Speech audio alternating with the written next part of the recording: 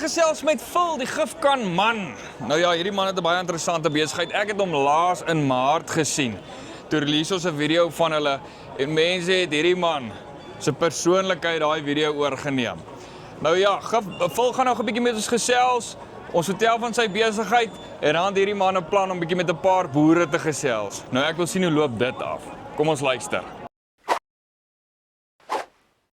Ek staan hier by Jess en ons gaan hoor wat doen die man met sy gifkanne. So Jess, wat doen jy met jou gifkanne? Philip, op hierdie stadium stoor ons hulle nou net in die gifstoor. Okay. So ja, ek moet ernstige 'n oplossing kry vir dit.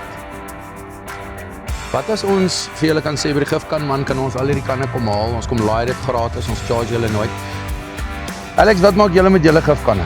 Man, ons gooi hulle daar op die asgate, we staan die store vol, maak maar voerbakke, werk jy altyd so lekker nie. So Leandro, sê gou vir my man, wat maak julle met die gifkanne daar op die plaas? Ons het dit altyd in die stoor gepak en so 'n paar jaar terug het dit nou baie geraak. So ek moes ons 'n bietjie plan maak dit ons dit nou asgat toe gevat en vanaand het ons dit weer uitgesorg. Okay, so julle het dit dan op die regte manier try doen. Alright, en dan het julle gecharge om dit daar af te laai, was dit daarom nog verniet? Ja, dit is daarom verniet. Daarom verniet, maar die diesel is ook maar Die onkoste, diesel nee. moet jy goed self daartoe ry en alles. Ja, nee, dit is, en dit is onslommernis, alright. En Heinrich, en julle? Ag ons het hulle pakke bære goeders en as ek soos byvoorbeeld die bakkie moet diens die olie daarin gegooi en so aan, maar dit raak nader aan te veel. Dan moet mense dit maar draai weg wat ek goeder van dan vat dit jou tyd en geld om daar uit te kom. Maar so, ja. Ja, ja. Alright. Charge julle ouens vir dit? Vra julle nou al geld of kan jy nog gratis gaan damp of wat is die situasie? Jy kan gratis gaan damp, maar dit is ook nou nie meer wat dit was nie. Rubbish lê maar die wêreld vol daarso. Ja, is maar 'n probleem.